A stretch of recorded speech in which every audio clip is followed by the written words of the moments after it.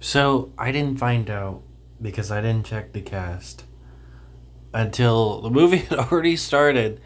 That stupid ass Brad Pitt plays a character in this movie. He has very limited screen time though. Um, but let's talk about the movie Megamind. I watched it all the time as a kid. I believe it was like one of my first ever PG movies. Like I had as a kid, I had it rented from like Family Video or something, and I got to watch it by myself in my room, and I was really excited to watch it, and I loved it. Um, Rewatching it, I've noticed some things and remembered some things that I didn't remember as a kid. Like, I didn't know this was a Superman parody. It's quite clear that it's a Superman parody watching it now. Because, it's the city's called Metrocity instead of Metropolis.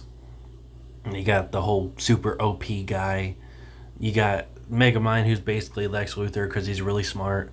But he's an alien, which, Lex Luthor is not an alien. And then it's a pretty solid cast. There's a pretty killer soundtrack. It does a lot of really good songs. We got Highway to Hell. We got Crazy Train from Ozzy Osbourne. There's a lot of good music in this movie. So the plot of this movie is kind of strange. I do kind of feel bad for Megamind.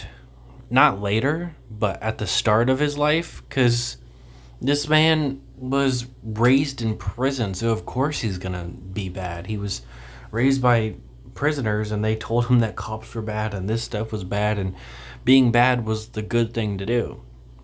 But as you grow up, you should learn that that's not the way. He still has some. He's still learning what Earth is, and there's like some words that he doesn't understand, and he'll pronounce them weird. Um, this movie got a sequel and a TV show last year, straight to Peacock. Don't know why they did it. A lot of people hated it. I don't know if I'll ever watch it. Maybe I'll watch it one day for reviews. I don't know though. Um, Will Ferrell plays Megamind. He does a pretty good job. I did not expect Will Ferrell to be the guy playing Megamind, but he does a pretty good job. Like, he doesn't change his voice that much, but I think he changes it enough. Like, he's actually trying.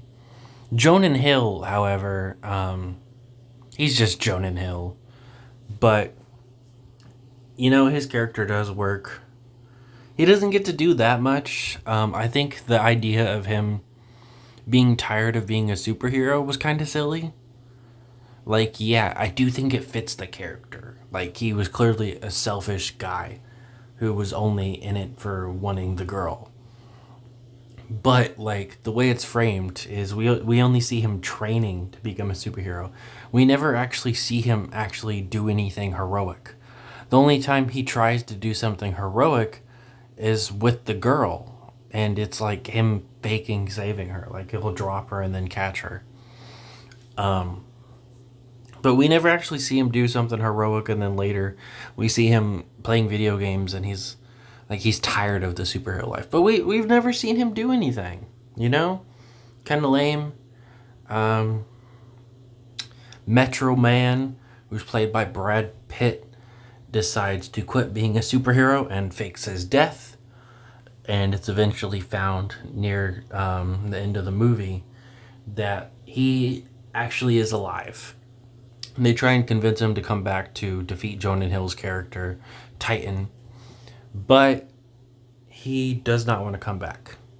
So it's up to Megamind to defeat Titan.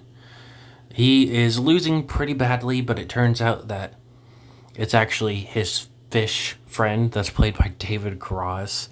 Ian from Alvin and the Chipmunks. Um,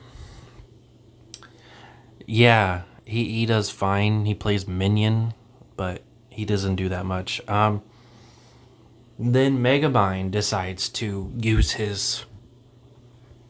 Uh, I don't know if they actually call it anything in the movie. I don't remember, but he's able to change his appearance and look like somebody else. He does it multiple times. He does it pretty early on in the movie to escape from prison.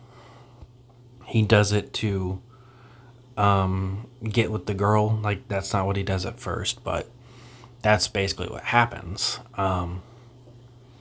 So yeah, he decides to turn into Metro Man and fight Titan. Titan gets scared and tries to leave, but Megamind messed up and calls it Metrocity because he's the only one that calls it that.